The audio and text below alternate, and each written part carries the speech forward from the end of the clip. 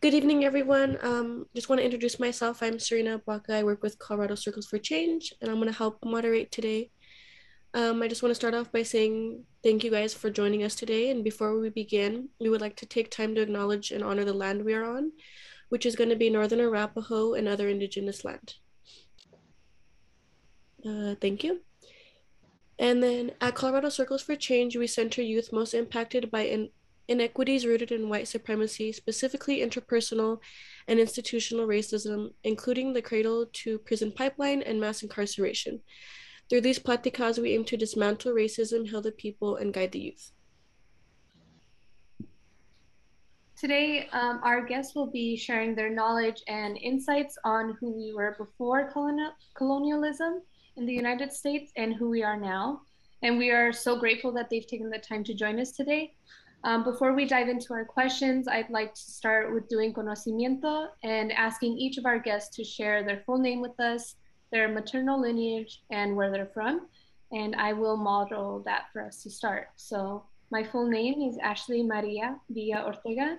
My pronouns are she, her, hers. My mother's name is Denise Eugenia Ortega, and she is from Chihuahua, Mexico. And my grandmother's name is Elvira Pastrana, and she's also from Chihuahua, Mexico. And who do I represent? I represent my family. And so now I will pass the palabra over to Maya. Hello, good evening, all. My full name is Maya Padilla. My pronouns are she, her, and my maternal lineage is my mother is Nikki White, and my grandmother is Teresa Hanway, and they're both from the Wind River Reservation in Wyoming. And who I present is the Northern Arapaho people and Mexica people, and all of the youth with stories like mine who have seen the ways that their communities have been impacted by colonialism and want to change the system. And I'll pass it to Darius. Dos. Neneno hanana e nu sosore. Neneno na utahai. The new one I Devi Hunt did one. I always introduce myself in both languages. I come from both tribes here on the Wind River Reservation. I'm Shoshone and I'm Northern Arapaho. So my family has always been here on the Wind River Res. And yeah, I'm just excited to be here. Thank you for inviting me.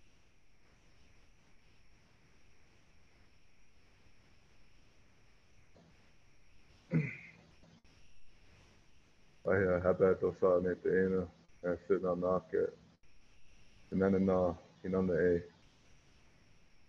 chati hantana peace. So my introduction was my name is Walks Out of Water. My traditional name is Walks Out of Water. My English name is Devon Oldman. Is the name I was given at birth. I represent the two-legged, the human being, right? I come from a woman by the name of Ba'e'ipita'awu Ba'ana, which is red turtle woman. And I'm from Wind River, known today as Wind River, right? Wind River, Wyoming, the reservation over there. And that's where I reside at this point in time. So, yeah. Hope that's a good introduction. Hello, everyone. Datanjo Etna AJ Garcia Shte. Hello, thank you. My name's AJ Garcia. My name's actually Antonio Garcia, my full name. My pronouns are he, him, his, and my maternal lineage. My mother's side of the family is from Dulce, New Mexico. We come from that area, which is the Hickory Apache Reservation. I myself am originally from Denver, Colorado, born and raised there. And I represent myself and my family. So yeah, thank you again for having me.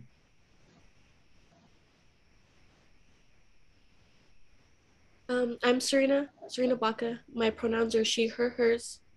My maternal lineage is my mom is Michelle Baca and her mother is Lorena Geary. They're from New Mexico. And I'm going to be representing the Mexica people and natives who lost their voice due to colonialism.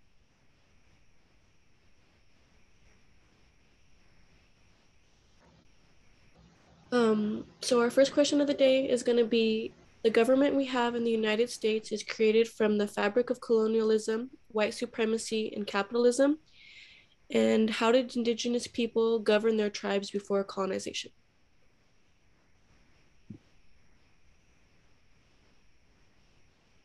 I'll go ahead and pass it over to Darius.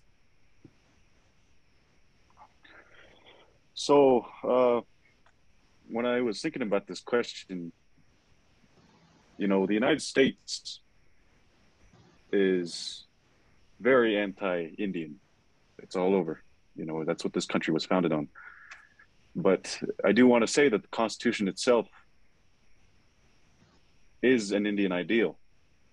In order for this country to call itself a democracy, it needed our knowledge. In order for this country to have even gotten started, it needed us. It needed this land. It needed our ideals. But overall, the country that we now see today, it has become heavily reliant on really three things: imperialism, colonialism, and capitalism. All these three things, they play hand in hand. And that has what has been used to kill many people, to destroy cultures, to take the resources, to destroy Mother Earth. It has not only happened to Indian people here in America, but it has happened to Indian people all over this continent. And it has happened to the Middle East. It has happened to Africa. It has happened to every single continent, every single country, and every single peoples. And it has been done because of these three things: colonialism, imperialism, and capitalism. They all play hand in hand. So when we talk about tribes before colonization, we come to this realization that we did not define ourselves. Nowadays, we use these Western terms, these Western labels. We call our people matrilineal, patrilineal, democratic, republics, theocratic. We use these terms nowadays, but we would have never done that a long time ago. Before colonization, we followed truth. And some will say that is spiritual truth. Either way, we followed truth, and one truth. And I think it was relatively universal. And the politicians that, I hate to say politicians, but the tribal leaders who were in government, the chiefs, they all had responsibilities.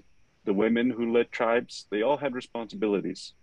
We had councils. We had very complex systems of government. We had systems of hierarchies. We had many different ways of governing, and it was all done with checks and balances. Like I said, in order for the United States to be what it is now, it needed our ideals to do so. And as I was saying before, if you go back pre-colonization, you will see that tribal people really ran themselves based on truths, spiritual truths, cultural truths. And there was no, well, I'm this, I'm this. There's no party systems. There's, you know, you don't see any of that. You just see people who are here to serve their communities, their tribes, and they do what is necessary. And some tribes have even gone as far as they didn't fight wars because, you know, in some cases that didn't solve anything. They played games to figure out land disputes, hunting ground disputes. A lot of tribes, especially in the East, did this. The United States, what they based their constitution off of, which is an Indian ideal, was based off of the confederated tribes, which were tribes that came together to form one union. So really, if I'm just trying to exaggerate a point, it is that we followed truth. We followed spirituality. We held leaders accountable. We also believed in duality. If I go out into the world and put negativity out there, that's just going to come back and hit me. If I take and take from the earth, that earth is going to come back and take it back. If you think about our modern problems that we see here in this country, the political unrest, climate change, it's all because this country has taken and taken and taken and gave very little back. There has been no reciprocity. So it is only natural that Mother Earth gives, or takes back what has been taken from her. So again, this is just indigenous knowledge. This is how we lived before colonization: duality, spirituality, and truth. I'm going to go ahead and pass it on. Whoever wants to take it next.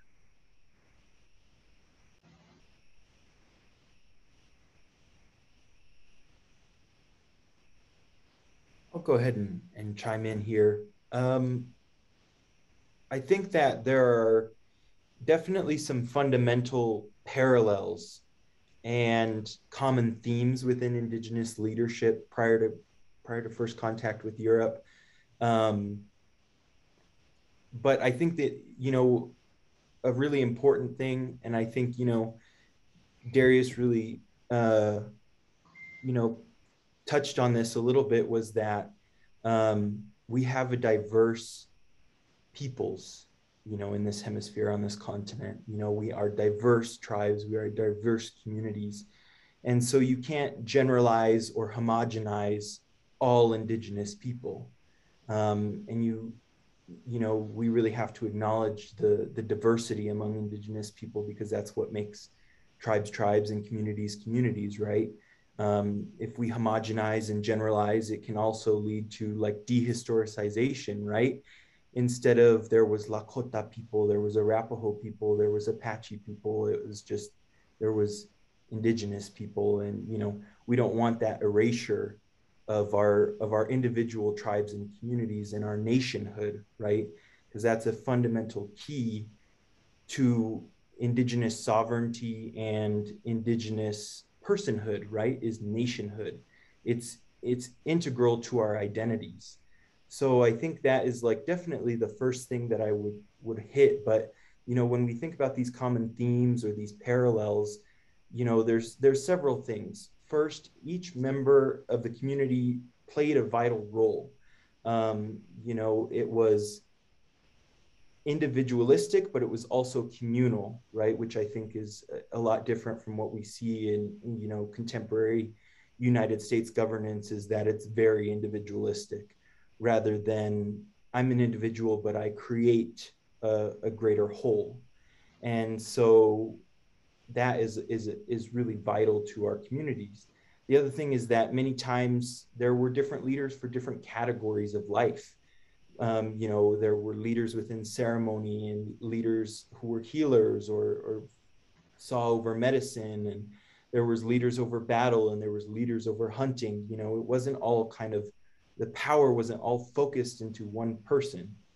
And so that's really important, because these leaders often existed on horizontal leadership planes, right? And they regularly consulted one another, because when you don't have that power focused into one person, you're able to spread the power, spread the decision-making, and, kind of spread the democracy in that sense. It's no longer, dictated by one person. You're not in a dictatorship. And in some cases, there was one overseeing leader for tribes, but, was regularly guided and consulted by those others who had valued knowledge within those particular arenas. Like I said, medicine people, healers, and all those other leaders. Oftentimes tribal leaders were chosen by the community, but occasionally hereditary lines were maintained. Hereditary chiefs were maintained, throughout bloodlines. But, oftentimes they were groomed from a young age to assume this role, to oversee and guide. There's this great quote that I love from Robin Wall Kimmerer in Braiding Sweetgrass. And she says that leadership is not rooted in power and authority, but it's rooted in service and wisdom. And I think that's something that indigenous people understand, that, you know, contemporary governments don't. You know, it's not governed the same way. Now leaders are in charge rather than in service. And so that's what I would kind of touch on there in my piece.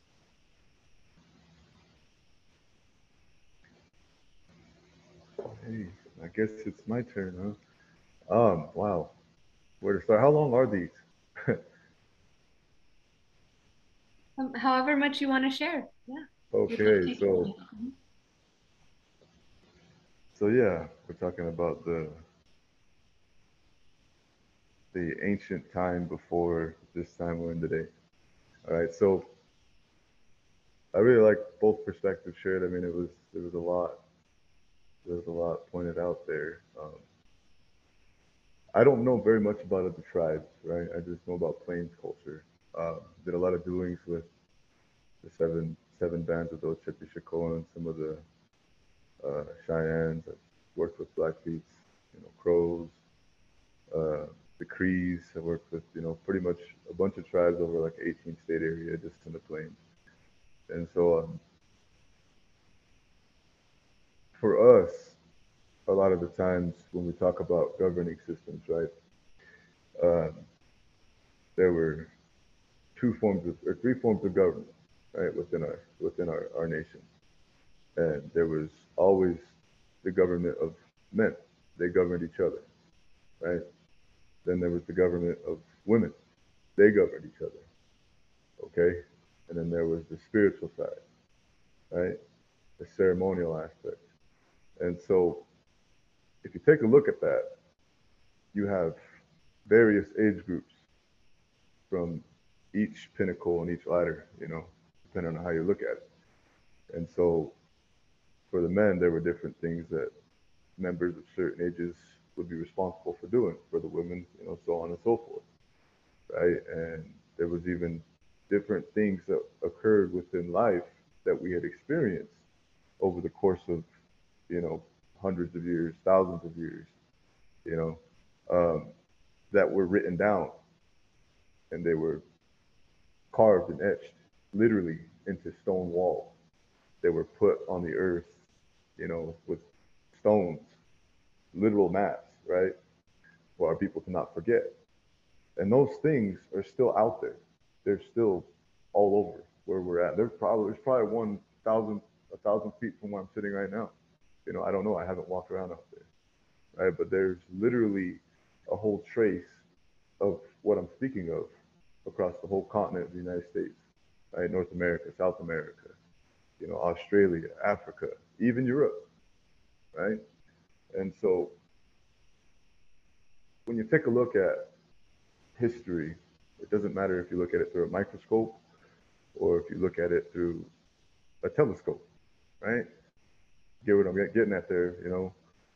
It's always going to be relative, always going to be relative to us as human beings, right? So just for instance, myself, with the tribe that we come from, they call us the Northern Arapaho, right? And so the fragmentation of that word today, broken down in Kroger's dictionary for Hinana A, right? Hinana A Nina, I'm now referring to myself as Northern Arapaho, which I'm not. When I say Hinana A, I'm referring to every human being that is within the vicinity of where I'm at. The two-legged, that's who we are, we're humans, right? I hate using that word because it means something in Latin that I don't agree with, but you know, just for the consensus here, people can comprehend what I'm trying to say, right? And so the governing systems were all based on age-based societies, right? And so when we would hunt, when we would travel, when we would traverse, when we would trade, commerce, exchange, all these things, right? We would come across different tribes. We'd come across different spirits. We'd have different people who had spiritual experiences, physical experiences, right? With animals, with birds, with insects, with the water, with weather, right? Natural occurrences. And we would keep track and records of all these things. And these are where a lot of names come from the era of 1830 to 1909, when the government was writing down our names and putting them on papers and having us put X's next to them, right? Treaty making. right? And so then, after 1904, they started to re-implement this Indian Citizenship Act, which then gave us English names, right? And then they also then gave us the Dawes Allotment Act. They gave us all these acts that put these labels on us and took us away from our spiritual individuality, along with your spiritual community, right? And so that's how we governed ourselves. That's just what I wanted to touch on right there. Was we didn't really govern ourselves. The earth governed us, right? We watched how the wolf interacted with its tribe. We watched how the bison interacted with its tribe. We watched how the elk interacted with its tribe. Right? All these animals like the beaver, the fox, right? The eagle, the bear, even the snakes, right? The lizards, the turtles, everything. We watched literally how they interacted with each other, and we mimicked them. Right? This is why in the old photographs you'll see these old ones with all these, these offerings that were given to them on their shirts, that are made out of these things. It's animals, right? It's real, it's present. And so that government system had always been here prior to us becoming two-legged, right?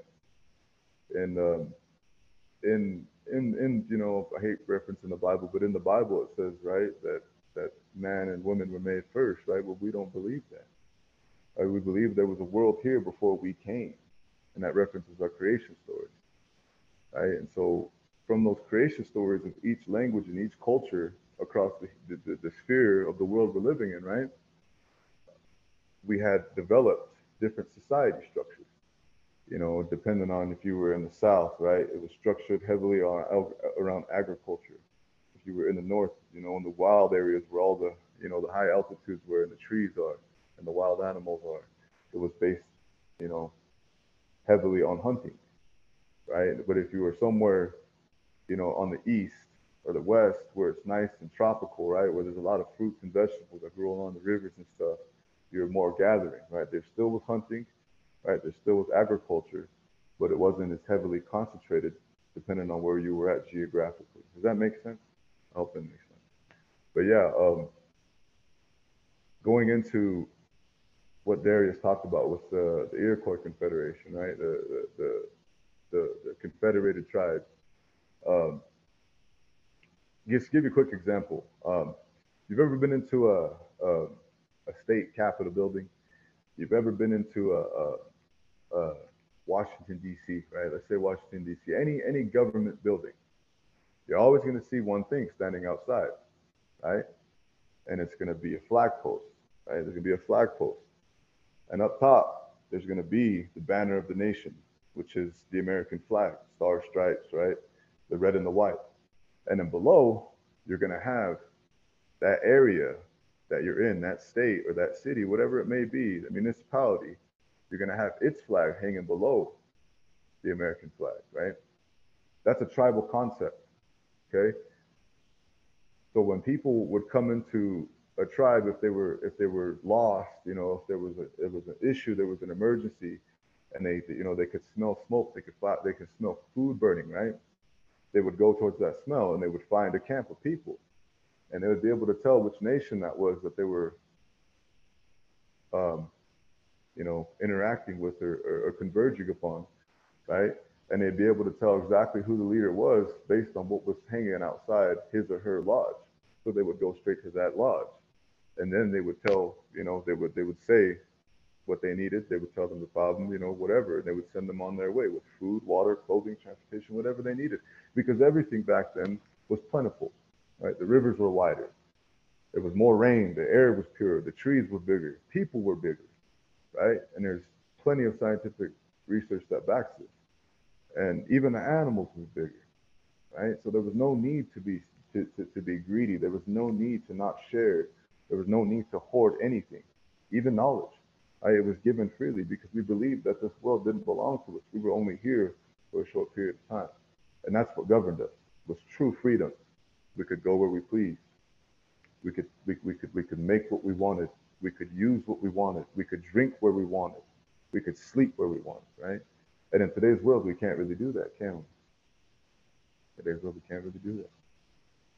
But that's just what I wanted to talk about, was how the environment governed us, right? We didn't really govern ourselves. Sure, we did, right?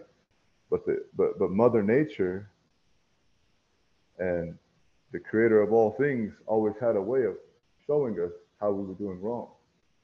And then we were able to correct from that and implement those practices within our traditional life ways. So yeah, I hope that answers the first question.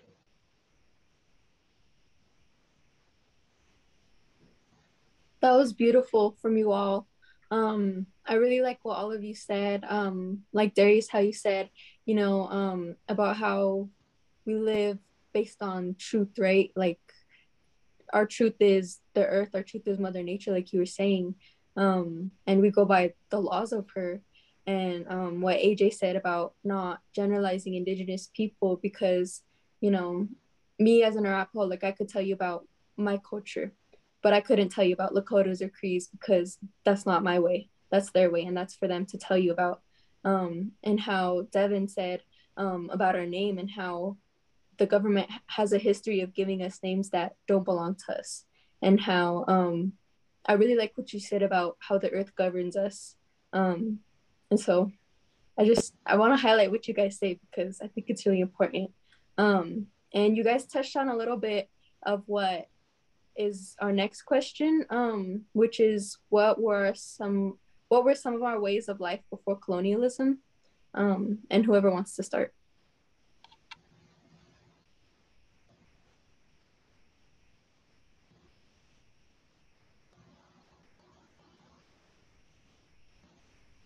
So I'll go ahead and start again. I think I just wanted to connect with Devon there for a moment.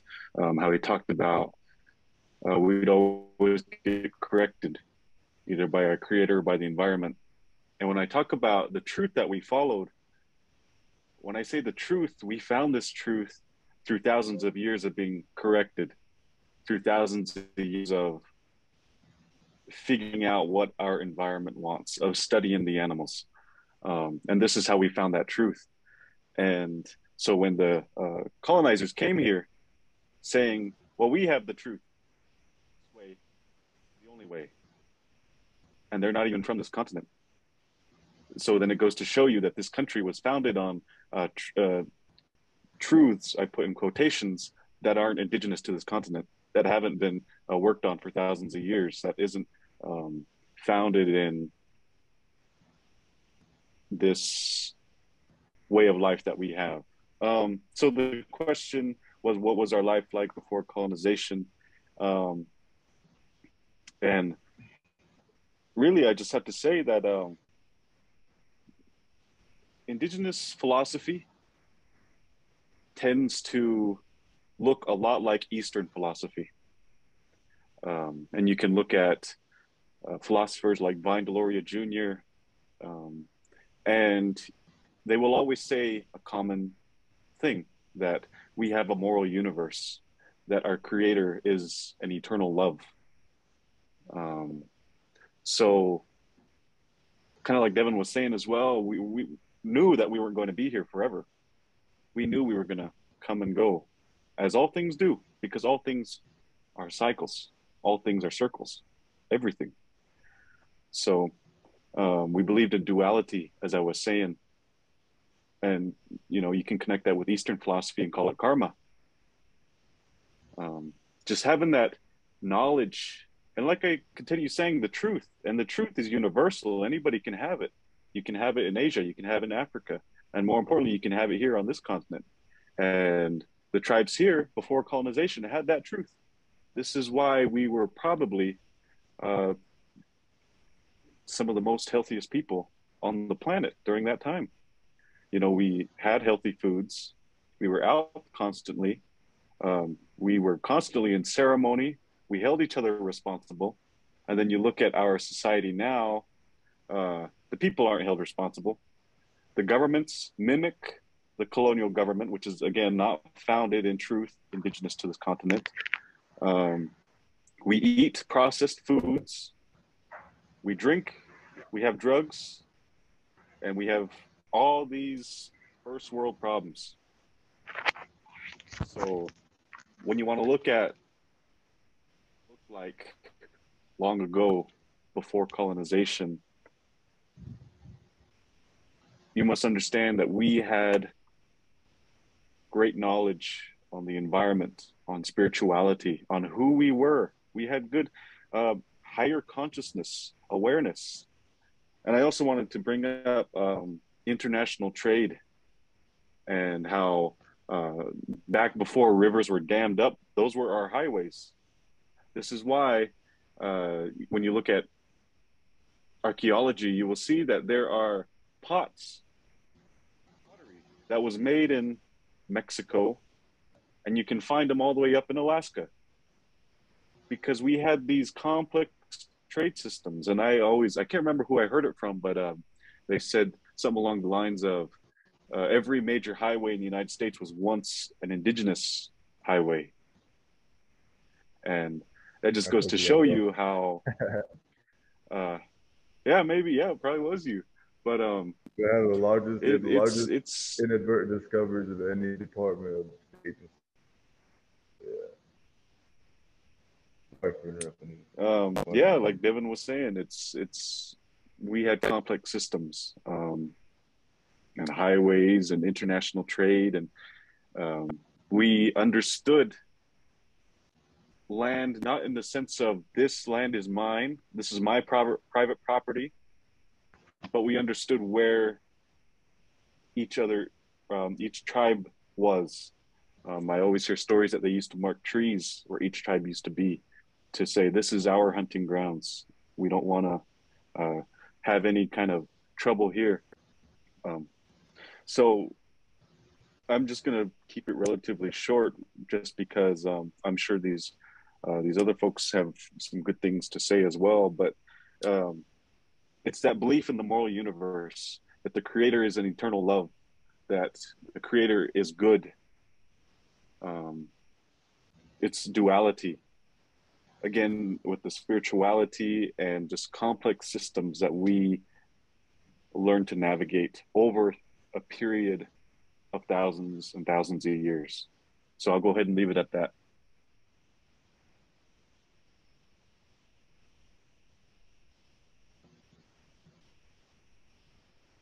I'll go ahead and go next, since we kind of had that order running. But yeah, I think what Darius was saying was really awesome, and it made me think a lot about like ways of knowing, like our life ways, were traditionally based off of what our ways of knowing were. And so, in academia and in like, the education system, they call it epistemologies and pedagogies, right? Epistemologies being how knowledge can be known, and pedagogies being how knowledge can be taught, or the practice of knowledge, right? And so indigenous epistemologies is like, it's like based off of indigenous perspectives, right? It's saying that there are fundamental key foundations to our ways of knowing, to our philosophies, right? And those are the key pillars of our way of life, right?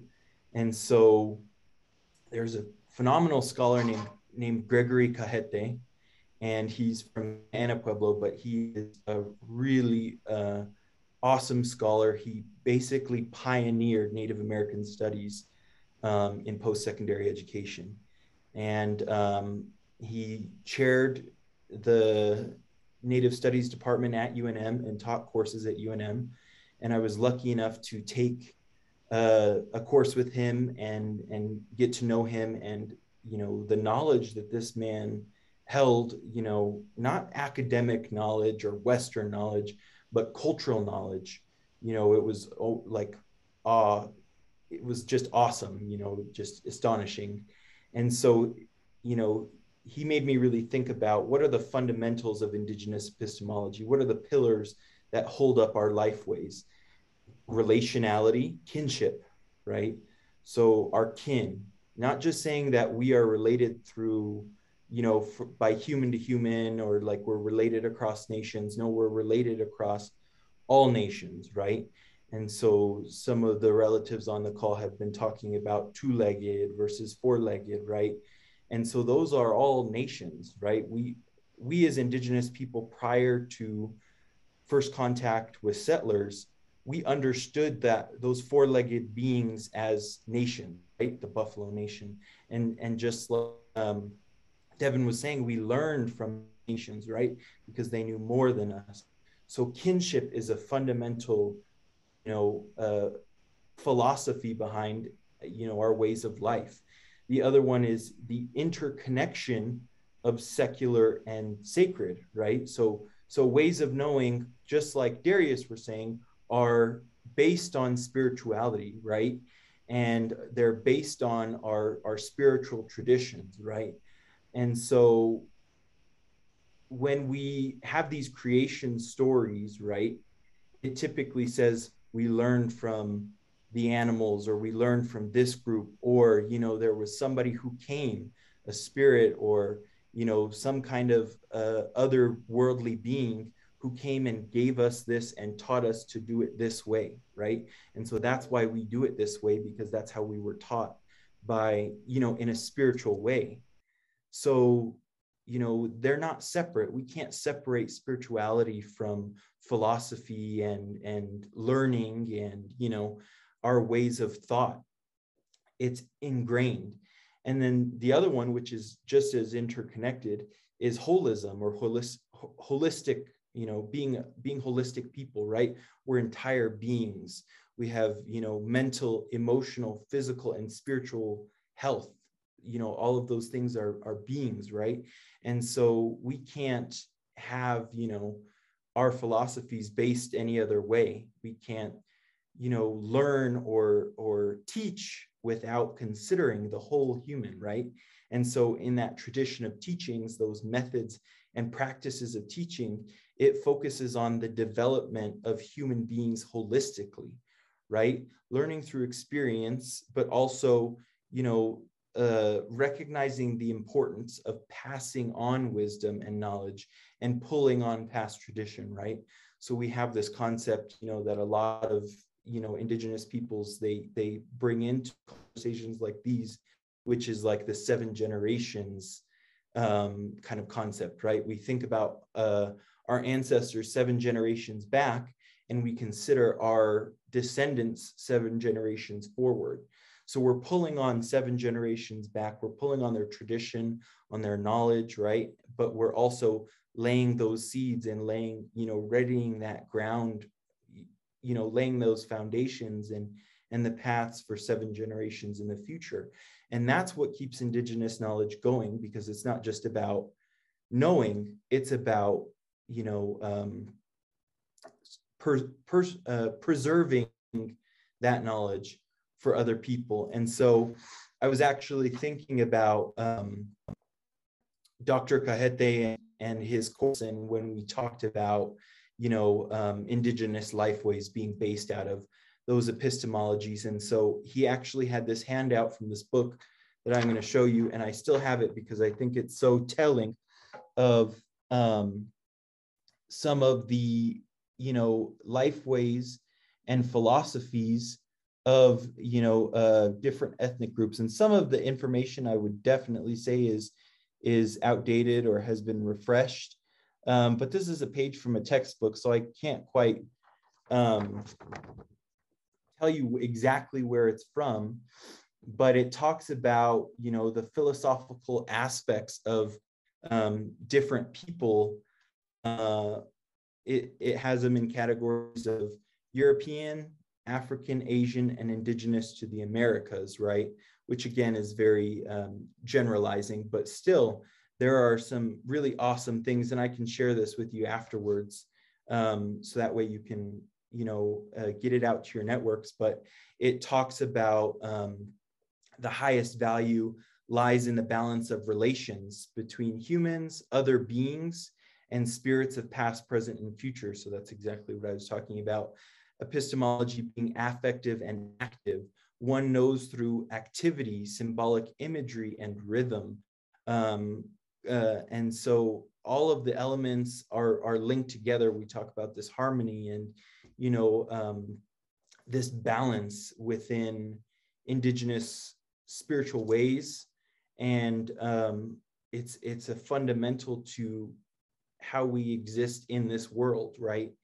It governs, all of our traditions and all of our values, is that kinship, interconnectedness of spirituality and learning, and seeing every person as a holistic being. So, that's really what I wanted to touch on and what I wanted to say. And like I said, I'll share this out with you after we hop off the call. But it's really, I go to it a lot and think about it a lot. So. And Devon said his laptop died, so he's charging it and he'll be back on in a second.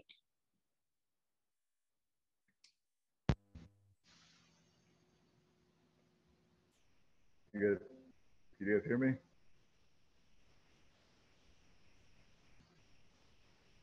Yes? No? Yes. Okay. I apologize. I thought my laptop had enough juice, but it didn't, so I had to run back like 500 yards that way to get my charger. But yeah. So are we still on the same question?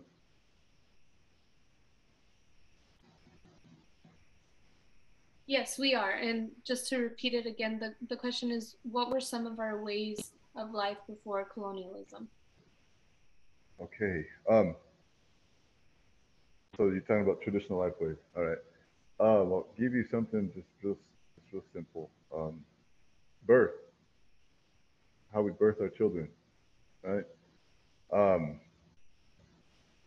don't know how it is for any other tribes, but I imagine it's relative to the same spectrum of things. But so for us, we would have women within our nation that were, experienced in, giving birth, and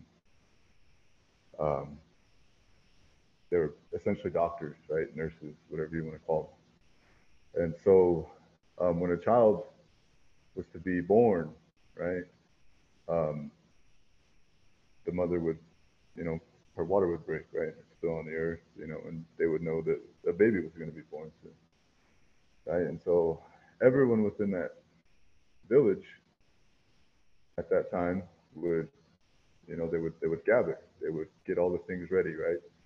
Because it's not hard to tell when a woman's, conceived, when she's carrying a child within her. And so we were very generous people, and so people would make things, right? They would prepare for this child to be born. And sometimes there were multiple children born, right? And when a mother was giving birth, right, it was the doctors, her, and the husband. And when the baby was born, the mother and the father would spend that entire night with that baby, right? And in the morning, they would have that baby named by a trusted family member, right? A friend, someone who they really cared for, right? Because it was an honor to name a child. And every member of that tribe would then hold that baby and say their name, so they knew who it was, who they belonged to, right? And so the reasoning for that was, so if somebody had seen that child acting out of line when they were older, right? If they've seen that child, troubled in any way or any sense, they'd be able to call them by their name, right? And they'd be able to talk to their family. They'd be able to talk to their friends and say, "Hey, what's going on with them? I'm concerned for them, right? They're not right. How can we help them?" Right? And so there's one, right? It's a concern of community within a group of people who care for each other, right? So there's one lifeway that was taken from us, was a sense of community. The capitalistic world that we live in makes us individuals, right? And so the second we're born, we're placed in a box, right? And then we are put in a box to go to school, and then we are placed in a box when we go to work, and then when we die, we go back into a box, right? So isn't that crazy? The individualism there that is given to us by this world is very pertinent. So therefore, how can we be a circle? How can we talk amongst each other like relatives? Right? And I'm not just talking like any of us in this room. I'm talking about the whole general population that's out there, right? Who are troubled, who are lost, who are searching. And right now in today's day and age, there's not very many guiders as there once were. Right? And so there's one. I'll give you another one. Migration. Western anthropologists will have you believe that that tribes were, I guess you say, nomadic, right? That we just were wandering around because it was something to do, right? And that we had no purpose, right? We were cavemen, like, we were Homo sapiens, whatever. We just crawled out of a cave. Anyway, the migration periods. We had leaders who were astrologists, right? They studied the stars. They would know what season we were in based off of the positioning of different astrological formations within the sky, right? The stars. And so, and today, I urge each and every one of you to do this, right? When the seasons are changing, go outside and look at the sky.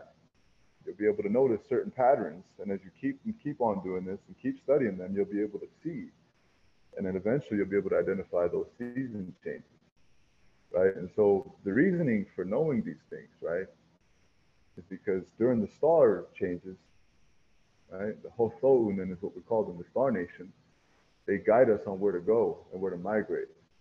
They'll tell us where the water is going to be the freshest. They'll tell us where the animals will be. They'll tell us where the plants will be blooming. Right? They'll tell us where the weather will be warmest and the nicest for us. And that is all told by the stars. And so that's one, right, is the astrological aspect of migration. And from there, usually wherever the stars would point us to, there was plenty game, there was plenty food. There was a lot. I mean, if we look at the history of things, right, there was 100 million of us, right, before the estimates they say. And today we were somewhere around, I think, I can't remember what the last census was, like 3.6 million or something of us, indigenous people today. Right? And so we were marginally decreased by 97%, right? And so if you look at every nation that we were speaking of, right, these tribes of these four-leggeds, these tribes of these winged creatures, these tribes of the ones who only see with the sun, the tribes of the ones who live in the water, right? How much have they been marginally decreased? Right? The bison, there's once 30 million, they say 60 million. And today there's less than, I believe, 65,000. Right? The wolves, everything, and that's what's occurring with this capitalism, right? It took our lifeways from us, which reverted us back to a more ancient way of being, which is reacting off of emotion, right? Whereas when you live with harmony and you pay attention to the way the sun rises, you pay attention to the way the sun sets, you watch the moon, you watch the stars, you feel the wind on your face, right? You're calm, you're collected. You can handle anything that comes your way because you're one with nature, right? You're one with all. So there's a life way they took from us too. Our sense of self, right? With this technology. I mean, it's a good tool to use, but some people get lost in it, right? Television, video games, right? Movies, everything, music. It all takes away from your sense of self, which is being comfortable in your own skin, right? That's a life way as well. And so what does that breed? That breeds egos, right? Everybody wants to be up here, right? Nobody can be sitting on the earth no more, right? No one really knows what it truly means to be humble, to be a servant to people. And what that does as well is it takes away the amount of noticeability that you're able to give to those people who are actually doing those things for everybody, right? Then you start saying, oh, that guy wants to be a chief. Oh, he wants to be this. But, right? So the divide and conquer is very pertinent there from our life way. So I'll just stick to those three: your sense of self, your sense of migration, which is, direction, food, survival at its finest, and even your birthday, right, along with their naming. So,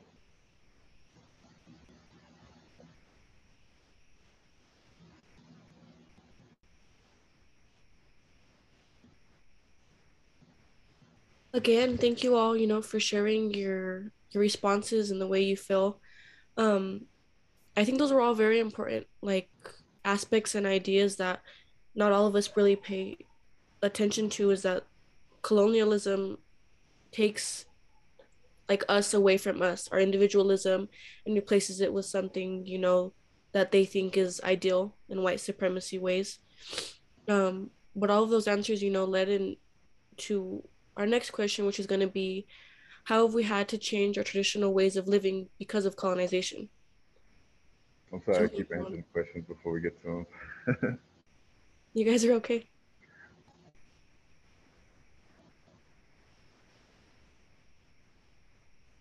So I'll go ahead and start again. I know I'm kind of lagging a bit, so if you try to interrupt me, you're gonna have to have some patience, because I'd be saying something and then I get a reaction about 5 seconds later. So this question, I was thinking about it, and really I just want to say that Western education is the biggest killer of cultures, languages, customs. Western education. So that includes, that's really pretty much the schooling we all went to. K through 12, Western education. Going to a college is Western education, because they don't teach us how to live like human beings. They teach you how to succeed in the Western society. They teach you how to get a job. They teach you how to get a career, which in the end, you realize you go and, oh, I'm going to go to college to become an accountant. Okay, so then you go do that. You go get a degree, you go take the classes that you need to take, and you go become an accountant. Why do you want to be an accountant? Well, it's because I want to make money so I can get a big house, so I can get a nice car. And this goes back to spirituality, goes back to indigenous spirituality, and a little bit of what Devon was saying about ego. That is ego. That is capitalism, is having that ego to say, I want to put myself up here, and while everybody else is down here. I want to have that nice house. I want to have that nice car.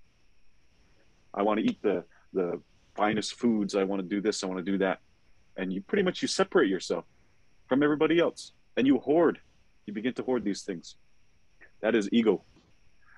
And indigenous spiritualists, indigenous medicine men, just indigenous philosophers overall, we can see straight through that. When you die, you ain't taking that house with you. When you die, you ain't taking that car with you. When you die, you ain't taking that money with you. You ain't taking that fame with you. You ain't taking none of that with you. All you got is your spirit, how you lived here on this earth. So the question was, how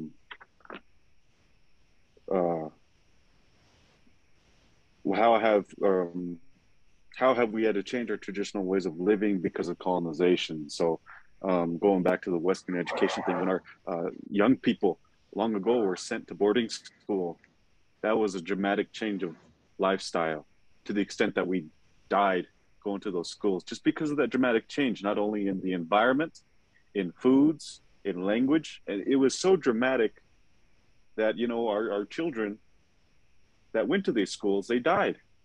And if those that did live, they went back home traumatized. Western education is the biggest killer of cultures because it promotes capitalism. And until education can begin to resemble what indigenous education looks like, or overall just a non-Western education, maybe we can begin to see a healing of humanity. But because of boarding schools, tribes have lost a lot of their ways. They've lost their language, and that is really scary, because you lose your language, you lose your identity, you lose who you are. You lose thousands of years of knowledge that was given to us directly from our creator, from our moral universe, from the spirits, this environment. I have a good friend of mine who knows more about language loss than I do, but she says that those who don't know their language are more likely to kill themselves. as we lose our language, we lose not only our sovereignty here in the United States because of our treaties, but we also lose who we are. So when it comes to who we once were before colonization and who we are now, we've had to give up, well, I shouldn't say give up, but we've had to endure that Western education. And in doing so, we lost a lot of our language. We lost a lot of our culture.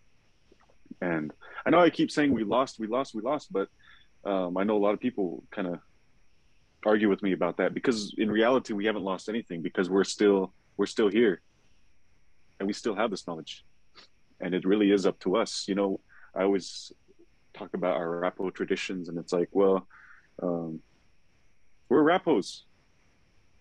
You know, we can bring it back, and we should bring these things back.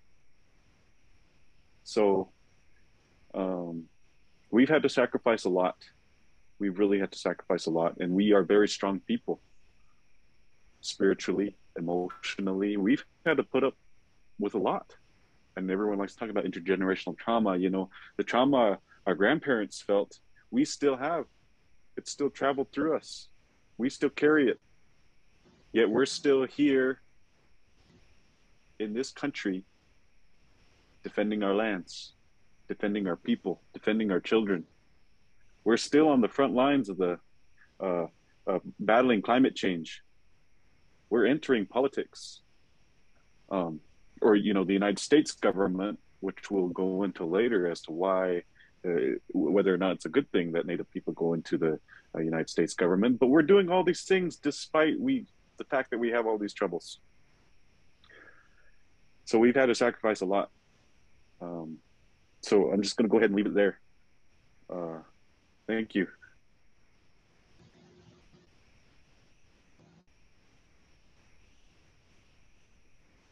So, yeah, that was awesome. That, you know, it was like, thank you for that. So much to reflect on, and so many awesome responses, you know, coming out of these questions.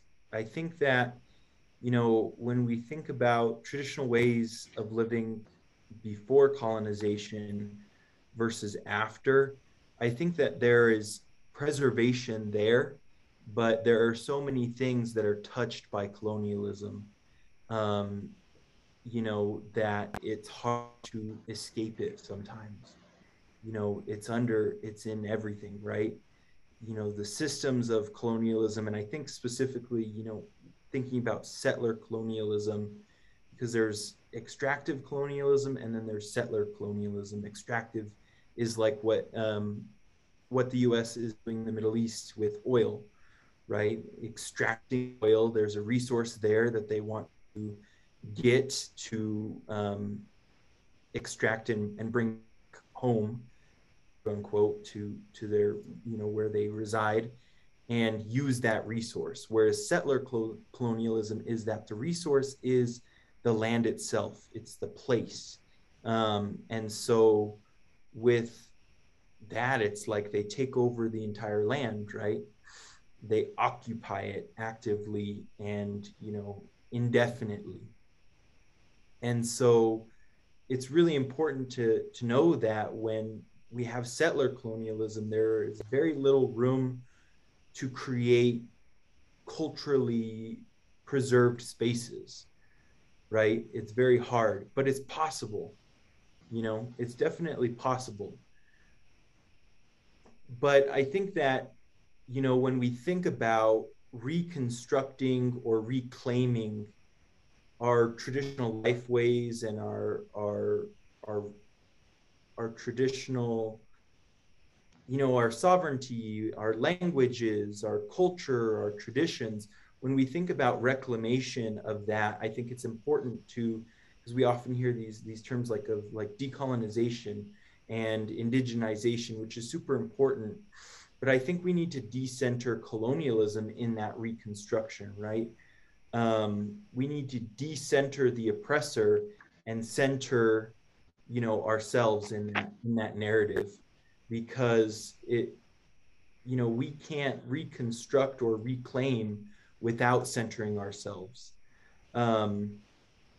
So creating these spaces is really important to,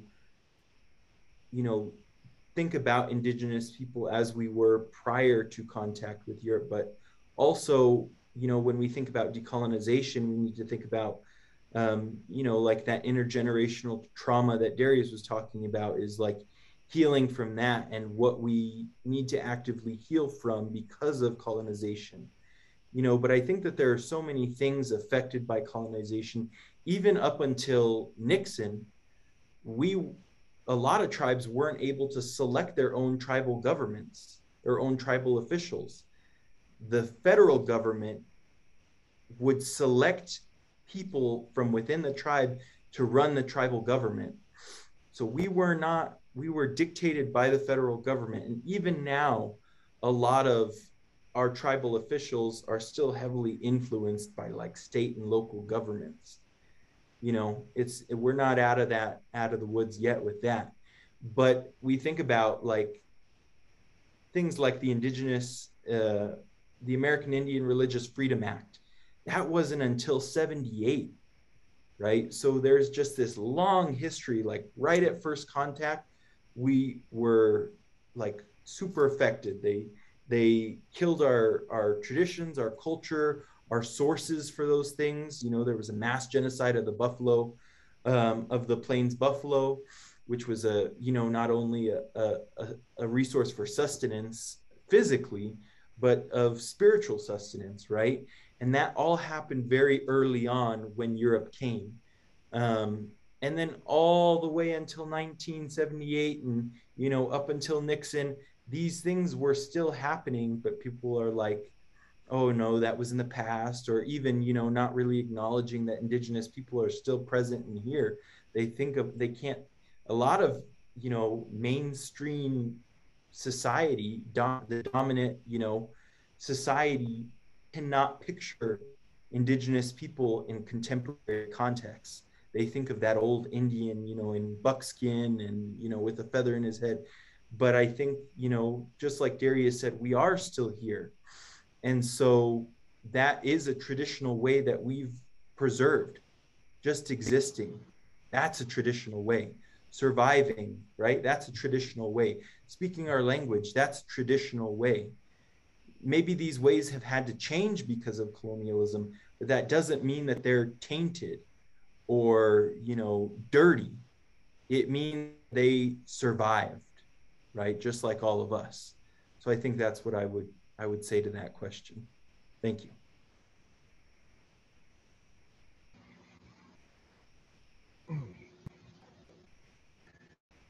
All right. So I'll go ahead and start off with a quote my big brother always tells me. So when you remove a people from a forest, right, the people of the forest become unknown. And so what is unknown, you want to destroy. So think about that for a second, right?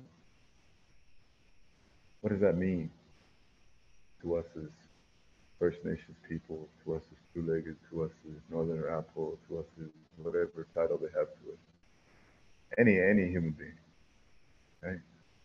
Because prior to the Roman Empire, prior to Macedonia, prior to Athens, prior to Greece, there was tribes of every nation, right, of every continent in this whole world. And they knew the forest. They knew the mountains. They knew the deserts. They knew the tropical rainforest. They knew pretty much every form of terrain that was in the physical realm that we're in right now. And so, since the creation of writing down time, right, there have been those who have removed themselves from the forest. Right? And very recently, we were some of the last that have been affected by that. And so, taking a look at those things, right, we can start looking deeper into the behavioral habits that we have now, right? So, if we group all these things together, into a, I guess you could say, a theory of life, right? We are a hundredth living living today. We are a hundredth of what our people were 200 years ago, right? And that's the teachings all the way down from, you know, from when you're a newborn to you know, to an old man or an old woman with gray hair, right? And I don't mean no disrespect when I say that. That's just the truth of what we're in right now. And it's the raw inherent freedom that we once had, the freedom to live. I talked about the power of place, right? You're choosing your home, right? Can any of us right now walk out that door and say, I'm going to build a house right here? We can't. There's a million red flags that you have to jump through. And then when you build your house, if you have the resources to build your house, you're going to have to pay taxes on that for the rest of your life just to live on that piece of land. Right? So there's three things that I just touched on there. I'm talking about the Social Security system, your birth certificate system, and your Internal Revenue Service. Those are the prisons that we are in right now as human beings, not just natives, you know, because everyone was a native at one point in time, but every human being is in that prison. Talk about freedom. We're all in prison right now. This is a prison I'm sitting in. I have to be away from my home. I have to be away from my family to make money, habituously greed, to be able to do what I need to do within the future to be able to get out of this prison, right? And so that life way that we once had, which was freedom, has been stripped from us completely, right? Because none of us are really free. If we were, then why did we go to school every day? Why do we go to work every day, right? And it's taking a deeper look into things, right? Why can't we go sit on the mountain and watch elk all day? Why can't we sit by the river and listen to birds sing to us and feel the power of their presence? Why can't we watch the sun? Why can't we watch every cloud that rolls across the sky every day of our lives, right? And not have to worry about anything other than that. You see what I mean? Paying attention to the environment. We lost that freedom less than 150 years ago. And so answering that question, right? That we lost our traditional way, you know, besides certain things that we do during different equinoxes, you know, and dances, you know. I'd say a lot of our languages are pretty much, you know, pretty much gone, right? But there's hope because we're here and we have brains and we have eyes and we have ears. And so it's on our backs right now to carry that knowledge forward. We have a responsibility to our children and the ones not born yet to be able to carry that teaching on, right? I touched on the ego, right? Don't be a victim to your ego, man. You know, be who you are. Pay attention to your people. Worry about them. Take care of them. Communicate with them. And learn as much as you can. They have museums out there. They have colleges. They have universities that have a lot of our physical remnants of what we once were. You know, I'm not just talking Plains tribes. I'm talking about the whole world. Institutions like the Smithsonian, famous universities like Penn State, Yale, right? University of Colorado, even. A lot of their state museums have a lot of our physical remnants of our past that would help teach us about who we are, right? But then you got to jump through a hoop too to be able to get access to that information. Then you got to go through their, you know, you talked about the tribal governments, AJ, you know, and I like that. It's true, right? Tribal governments go hand in hand with federal and state governments, right? If they didn't, then why is everybody on reservations poor? Why do they not have homes? Why are we living in Section 8 housing? Why is there no economic development? Right? Why is there no first step forward? Why is there alcoholism? Why is there addiction? Why is there murder? Why is there suicide? We keep getting millions and millions and millions of dollars funneled through tribal economic systems, but it's just dispersed to social programs that don't do anything. besides put your name, your date of birth, your social security number on a piece of paper, and issue you a welfare check or issue you a home to live in. And that solves the problem, right? We're not looking at the core basis of the problem, which is lack of culture, lack of self, lack of community. Okay? And those are traditional life ways, all in the same. So I'll end it with that.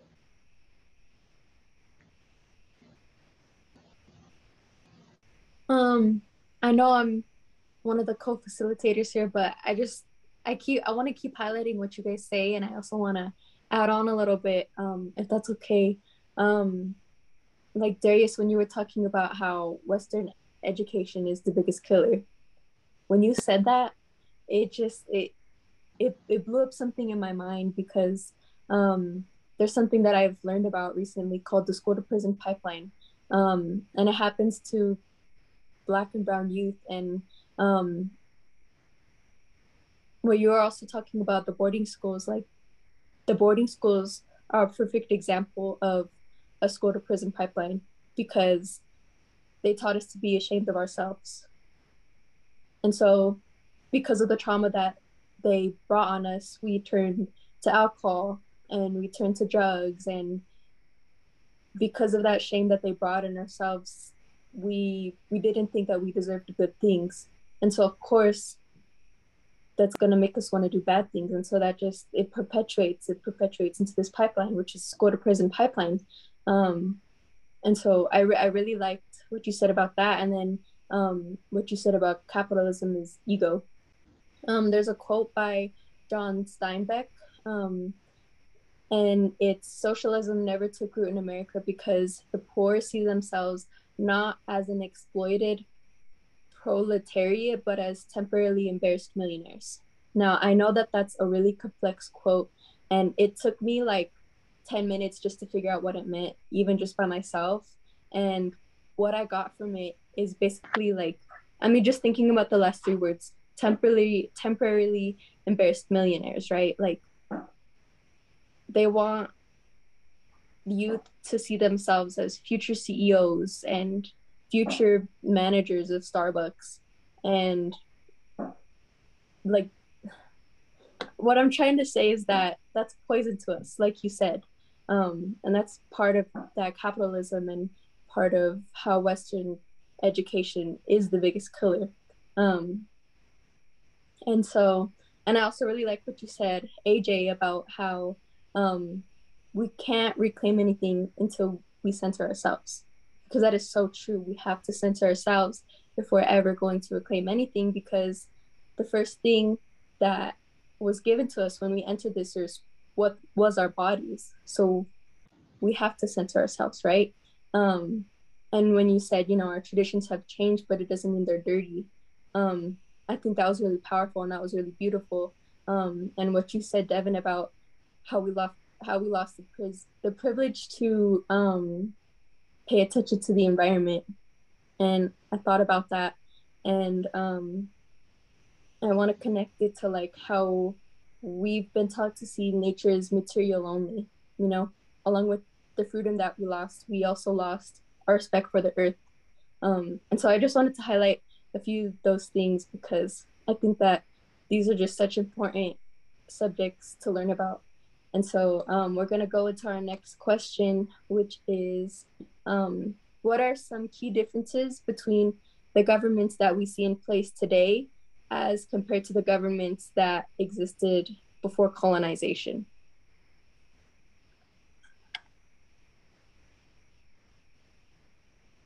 Okay, so I just gotta say, I really appreciate your highlighting of what we say. I think it's good that we have that connects, you know, what we're saying is making sense. So I just want to say that this government, the United States government, is really lenient on control freaks. Kind of like what we were talking about, that thinking that kids are going to be millionaires. I can't remember how it goes now. Something along the lines of, you're more likely to become homeless than you are to become a millionaire. That's part of the American dream. Oh, I want to go and I want find that material success. I want to have the big house, the big car. I want to have all these things. But, you know, capitalism is ego. It's that hierarchy that you want to be at the top and everybody else be at the bottom to serve you. And this country allows that to happen, allows control freaks to do what they do best. And these control freaks are corporations. They can do whatever they want. They can kill people and get away with it. They can take our land. They can pollute the water. And nothing will ever happen to them, because that is capitalism. It defends people like that. But this just goes back into when we had our governments, when we had our systems, we held people accountable. We had responsibility. We understood that duality, that what we take from nature, it's going to take back. We understood that when we elected people, when we chose people to lead us, they had that expectation that they would do good for all things, which is obviously a rarity now in this United States government. Now you go talk to the politicians and they're like coyotes. You can't trust anything that they say. They'll say anything with a smile, and you know, they get paid. They get paid to vote this way. They get paid to vote that way. They get paid by the control freaks, the corporations, to continue to allow them to do what they do. Which again would not have been possible back in our traditional governments. And Antonio, you know, you brought up the tribal governments earlier, and we kind of talked a little bit about that, but nowadays I see it, and I think many other people see it too, is our tribal leaders are aspiring to be like the American politicians. But again, they don't share our same values. We should not aspire to be like American politicians. We should aspire to be like our ancestors, to serve our people, to be public servants, not politicians. You know, we didn't get elected to be in charge. We got elected to serve our people. And everybody has a purpose here. Every single person has a purpose. Every single person has medicine. And we need to come together, and we need to form these councils again that we used to have. We need to form this, we move as one, all for one and one for all. We're only as strongest as our weakest link. So, you know, look at the way we used to govern, and then the government now, this government, like I said, has become way too lenient with the billionaires, with the corporations, and they can do anything. They can do anything and not have any consequences for it. And our tribal governments are beginning to reflect the American government, which is not what should happen. We should go back to the way it has been for thousands of years, back to the truth. So I'm going to go.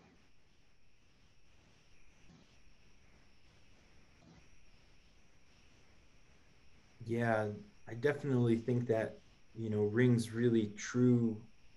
You know, I think I want to go back to what Maya said, but it also really relates to what Darius said about, you know, kind of like when we think about wealth in America, and when we think about systems of like the economy and financials and stuff like that. But, you know, when Maya, when you said, you know, that we think of that a majority of the people who are poor in this country, that 99%,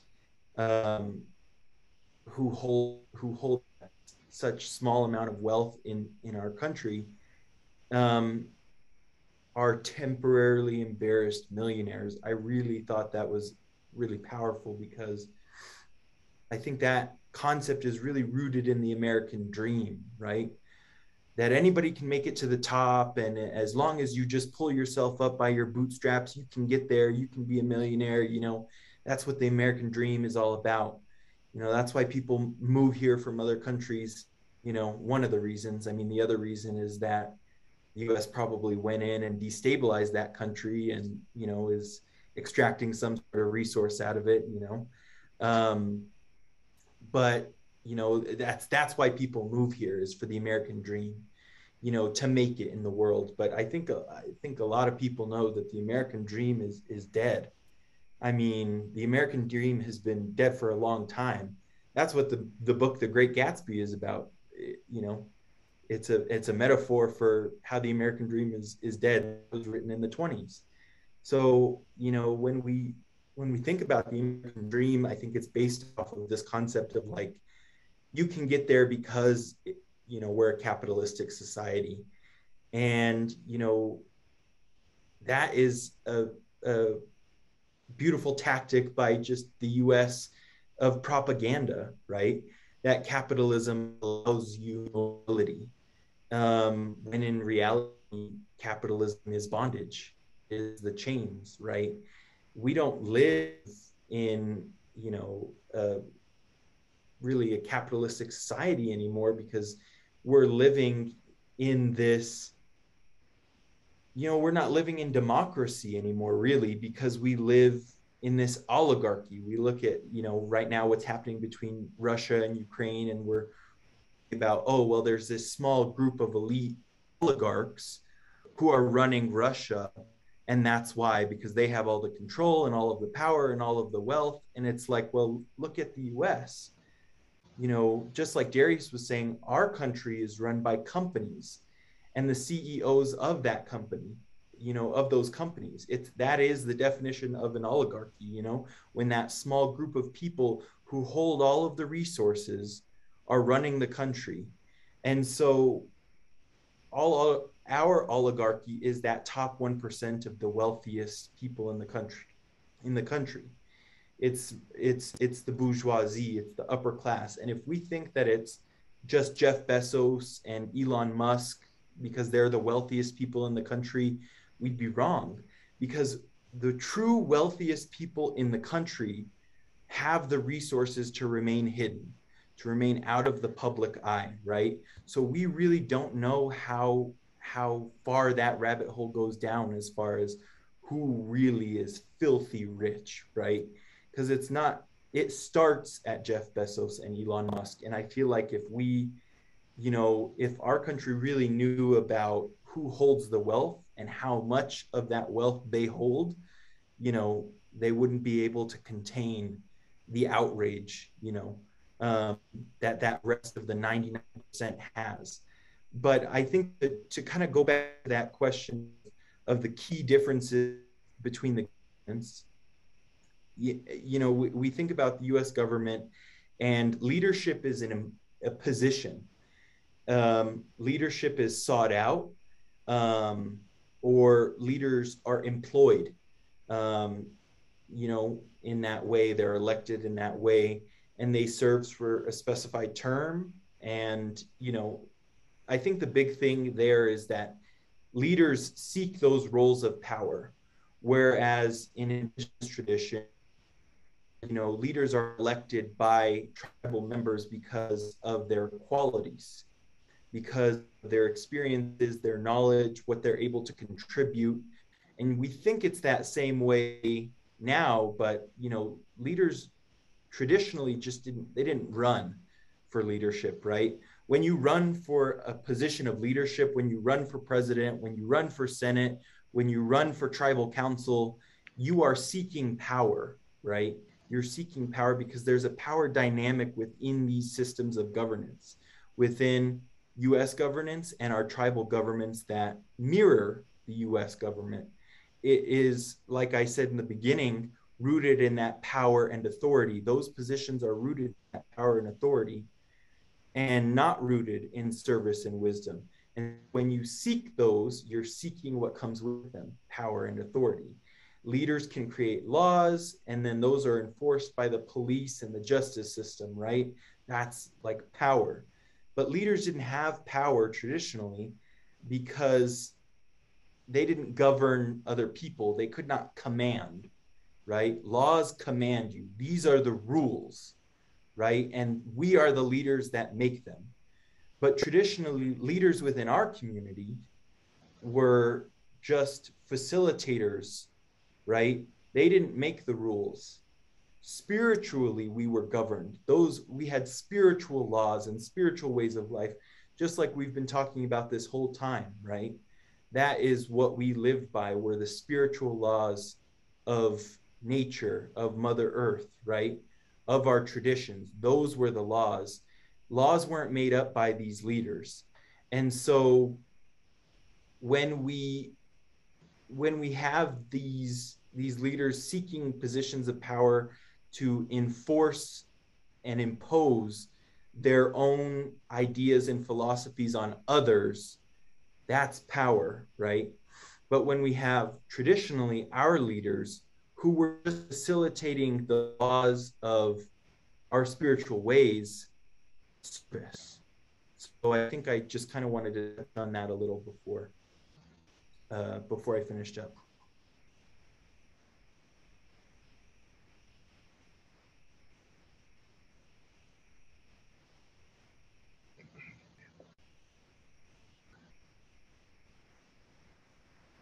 Thank you. Devon, do you have anything to share with this question? Again, the question is, how have we had to change our traditional ways of living because of colonization? How we've had to change it. Okay. I got the question right here. Let's read it real quick. Okay. Some of the key differences between the governments, right? We see in place Yes. today. Yes. Sorry, I asked the previous question, but yes. Yeah. I would have to say there's four things that come to mind. I mean, Darius and AJ kind of touched on them, which is, elections, how we choose leaders. The second one would have to be the collection of resources, right? So this government that we live in right now collects a lot of, taxes from us. Every time you go to the store, you spend $1. You pay 5 cents to 15 cents depending on where you live. Your property taxes, I've already talked about that. Your taxes for your vehicle, right? Your taxes from your employment, wherever you work, any of those things. You have sharing or the land management, right? The way this government manages land is way different than how we used to manage land, right? Another thing would be, I have to say, the justice system. Our justice system is way different, right? Today you have executions, you have boxes, you literally place people in and they have to spend the rest of their lives there, right? It's just confinement. You don't get to feel the sun on your face. You don't get anything other than, concrete around you and bars, iron. And so I'll go back to the first one, which is elections, right? So the difference between how we used to choose, how we were given leaders, right, versus how we choose leaders today, right? Traditionally, we wouldn't just get somebody and say, hey, you are going to be telling us where to go. You're going to be telling us how to live. You're going to be telling us, how we're going to interact with these other nations that we may come across, right? We wouldn't just do that. That person sometimes would have a miracle occur to them, right? They would have a special skill, right? And they would know how to do something way better than everybody else within the tribe. And therefore, they were given that ability to lead their people, right? And so they had these qualities that were very, very pertinent to themselves that people would notice. And so a lot of the times, those leaders would not want to be leaders. They just wanted to live their lives, but they'd be called upon to serve their people based on their skills and their attributes. And so they would, right? And so the second one would be the collection of resources. I talk about taxes, right? Talk about the fees that we have to pay to live, right? Your driver's license, identification, all these things, right?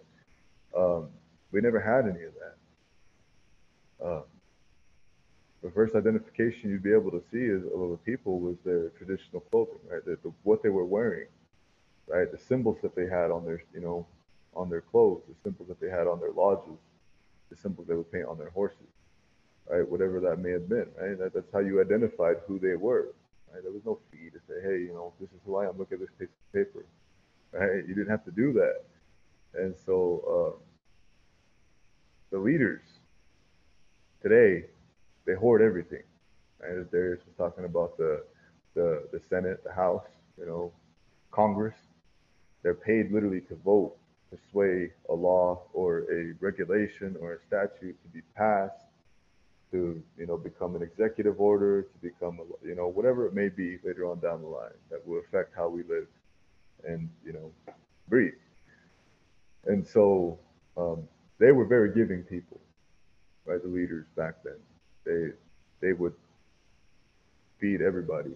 If they went and hunted, they would get everybody everything. If they went and counter coup, on another tribe, they would give their horses away. They would literally give their homes away if they seen a family without a home, because they were able to go and get those things very quickly because they were experienced in life, right? So that's the difference between today's leaders and our leaders, of the past, is they were very giving people.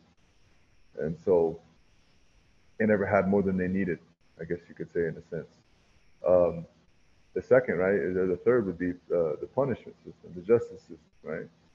And so, give a quick breakdown of how our tribe used to be, right? And if anybody ever wants to, question what I'm saying or saying I'm a liar, there's plenty of documents out there that verify this. So if someone was, I guess you could say, causing trouble within the village, they were just a bad person in general. They were just, I always like to use this example. Let's say I was out, walking, and Darius's dog, was following me, and I decided to kill it because I didn't like it. I was angry, and I just hurt it. Right? Darius seen me do it, and somebody else seen me do it with Darius, right? And so I just walked around my day, about my business. Later on, Darius confronts me and says, "Hey, why'd you kill my dog?" And brush him off.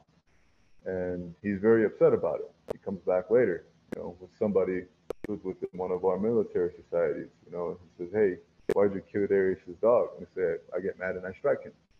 Right from there, I would be arrested by that military society person, and then I would be brought forth to our tribal government system, which would be composed of my mother, Darius's mother, all his aunties, and his sisters, along with all my aunties and my sisters, right? And so then we'd have a court, right? The oldest woman within the tribe, who was the war chief's mother, would come forth and she'd sit me down and she'd sit Darius down and she'd say, "Tell me what had happened." She'd hear both parties' side of the story. She'd bring forth any witnesses. Right? Does this sound familiar to any of you? Any of you ever been in a courtroom? Right? What does the judge wear? He's wearing a dress, right? Think about that for a second. Think real hard.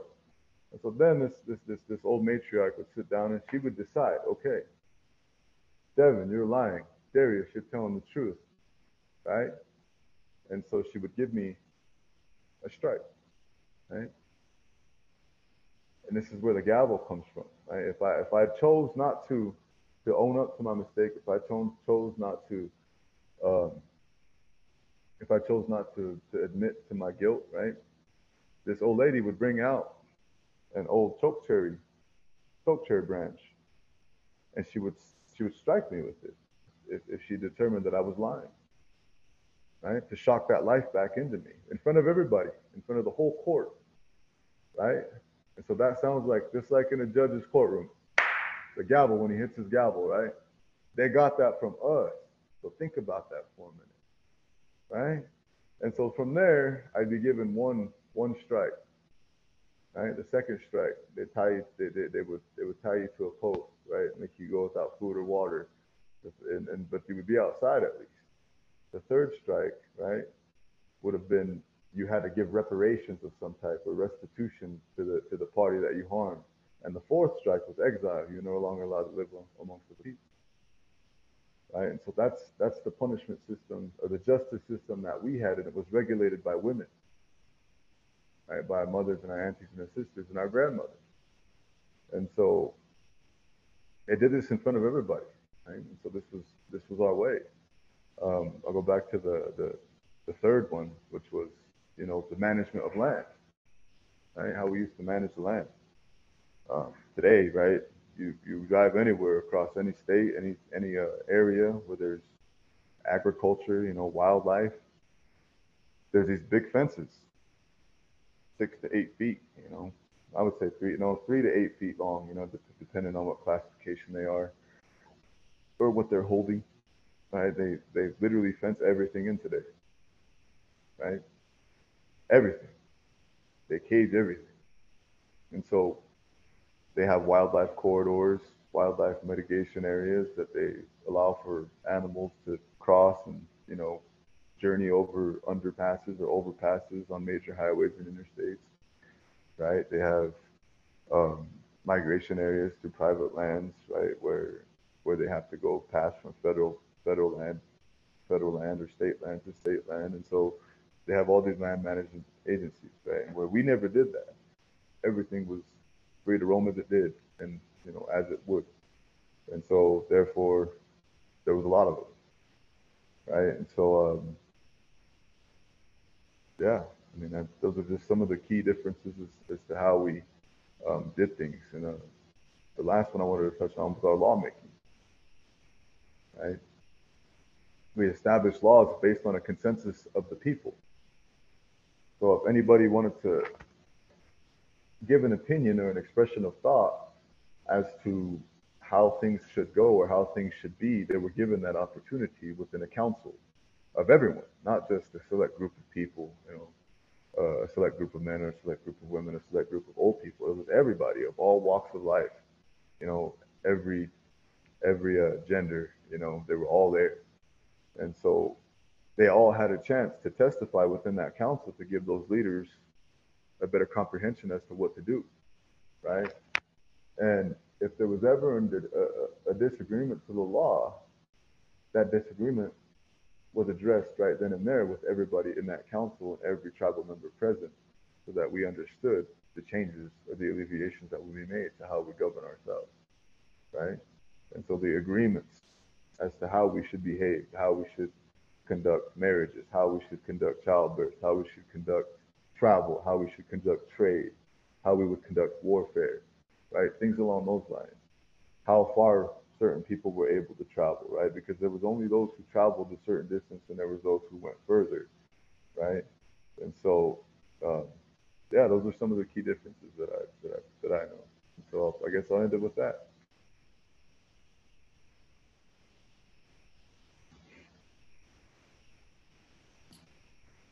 Again, thank you guys, you know, for sharing your words and your responses. I think you guys all are very knowledgeable.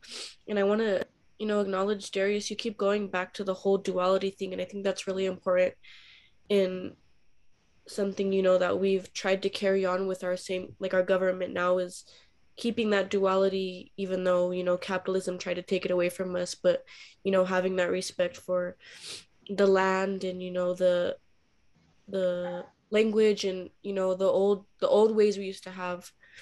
But heading on to our last question is going to be, if our ancestors had a dream for us, what would it be?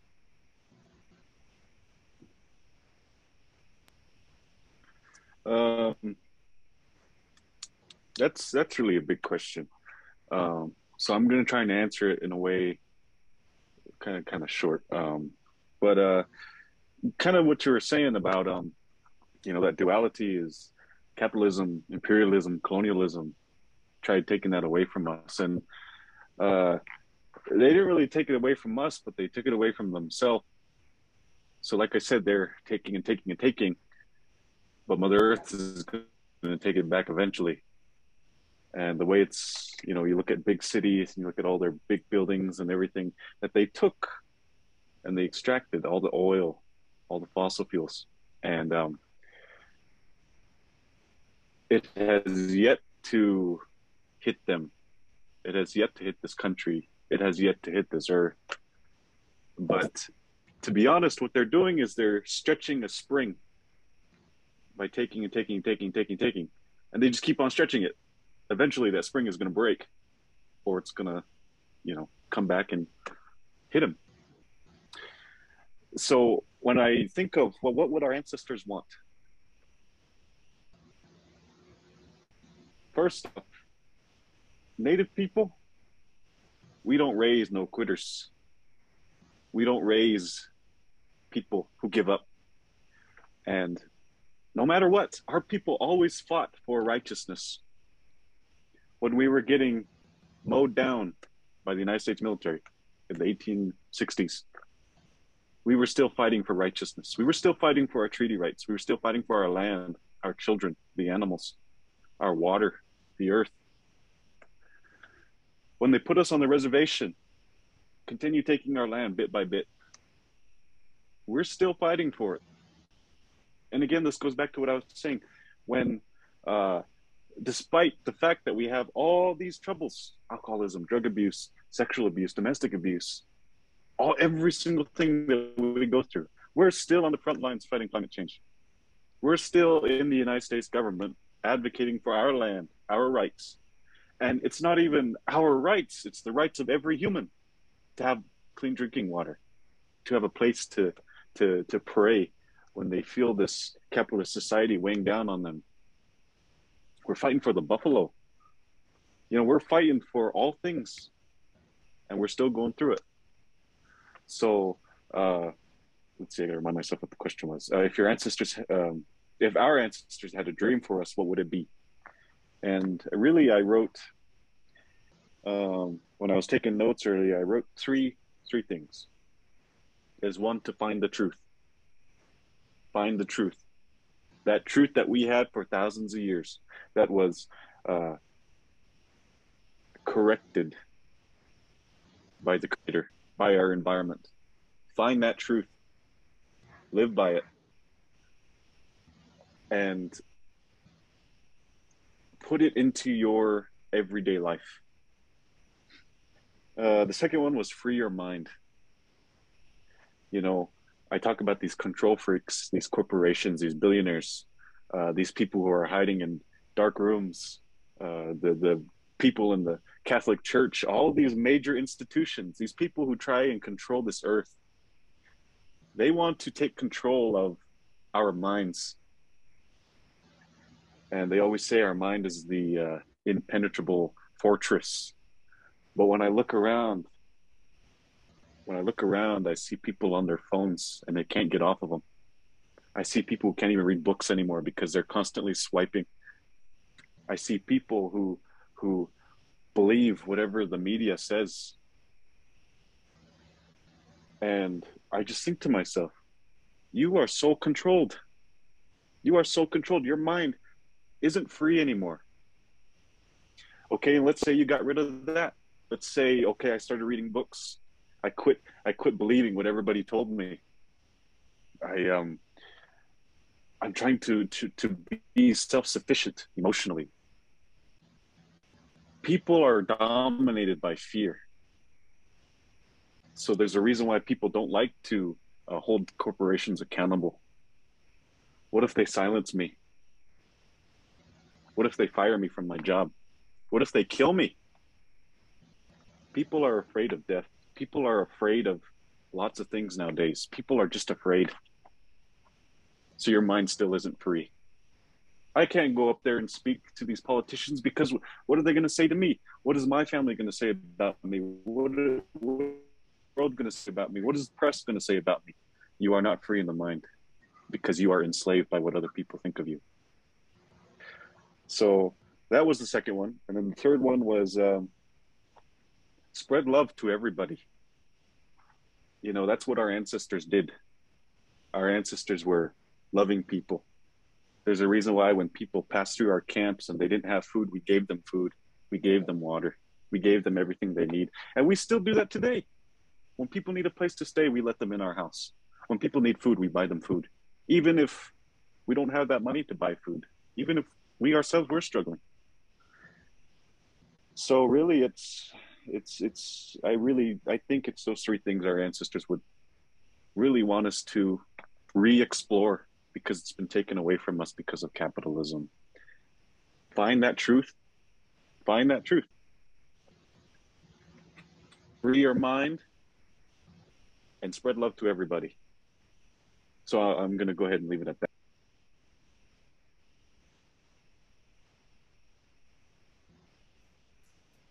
Yeah, this is a big question. Darius, you answered it really beautifully. There's just been, like I said, some awesome knowledge being dropped from everybody on the call, and so it's just really cool to be in this space with you all. And if I were to answer this question, and I took a couple notes on it too, to just to kind of keep it short, I guess I would have to say, to narrow things down, I would say revolution. Just breaking the chains that are currently, keeping us from that dream, right? It doesn't have to be a dream, it can be a reality. And, by breaking whatever chains that might be holding us from that reality, that would be a facet or a part of that dream, right? So I would say revolution. Going hand in hand with that would be liberation, and then the final result, the end result, the actualization of whatever dream that is, would be sovereignty. Individual sovereignty as people, right? Living out of the confines of capitalism and colonialism, but also community sovereignty and tribal autonomy would be the ultimate goal. And sovereignty could look different for different communities, different people. Sovereignty is a really complex, multifaceted concept. And so, sovereignty doesn't have to be the same thing for everybody. It could be sovereignty by community, right? Reestablishing our nationhood, right? That tribal autonomy that I was talking about, reestablishing that nationhood and sovereignty being, whatever that community defines as sovereignty. But I think that, through revolution and through liberation, we would get there. The thing that's stopping us is, these colonial powers, these colonial systems, that are holding us down. But settlers just letting us be, just leaving us alone, I think that's really what we want, right? Is when we talk about sovereignty and autonomy, it's like, just leave us alone. We wish these systems would leave us alone. We wish these settlers would leave us alone. If we were just left alone, that would be sovereignty. That would be autonomy. If we just were able to steward our own lands again, under our rules, under our spiritual laws and teachings, that would be sovereignty. But that would require settlers and colonialism and these systems to just leave us be, just to let us exist. But our existence is a direct threat to their power. Our existence and our just living is threatening to them, which is why they don't want to let us live. They want to kill us off. Even today, people say, oh, that genocide was, 500 years ago.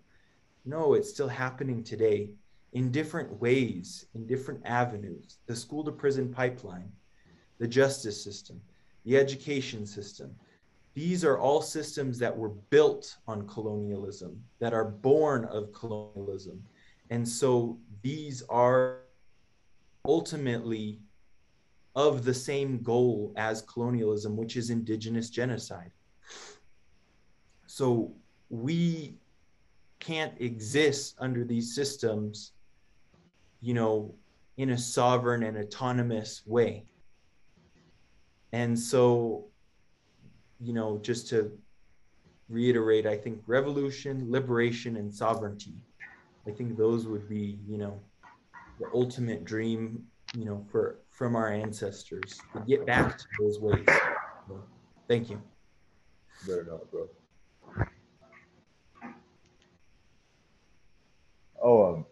Yeah, so I'm just gonna keep it simple. Independence, freedom, and to be left alone. You get those three things, all that other stuff comes with it. I think that's what their dream for us was. I think that's why they stood their ground at the Battle of Little Bighorn. That's why they stood their ground at the Battle of Red Rock Buttes, Battle of Deer Rock, Bates Battlefield. I think that's why we're still here. Because if we didn't fight, we would have been wiped out just like at Sand Creek. Pretty simple.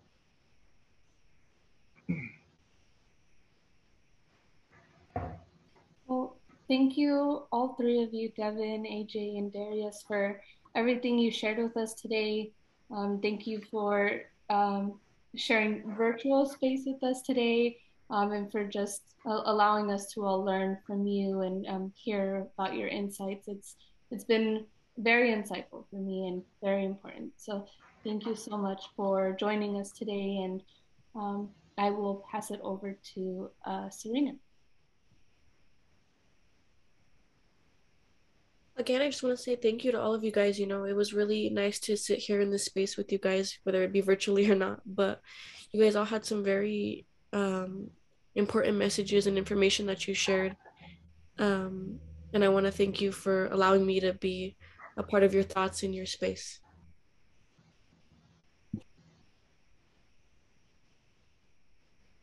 I want to say thank you too. Thank you for having me on. I'm gonna go to sleep. Yeah, have a good night. Not done yet. I also wanted to say that it's good to see young men leaders in this space, because there's not a lot of men that we can rely on, that we can trust to protect us. And so it means a lot to us to have you guys on to speak and say all of these things. And of course, you know, there are good men that have been the backbones of tribes, such as my grandpa Crawford White. He was a good example of what a leader who serves his people is. You know, he went through his 4 ridges of life, and us at the age that we are, we're entering our 2nd ridge of life, and we're not children anymore. And I think we're realizing that it's time for us to start stepping up our responsibilities. And I know that a lot of us on this call, if not all of us, feel it's our responsibility to help our people, right? And I also want to highlight, like, when we added that last question about our ancestors' dreams, it made me emotional to think about, because when I think about my ancestors, it breaks my heart, but it also feels it at the same time. You know, I think about the same traumas that I've been through, that my grandmothers have been through, and my great grandmothers.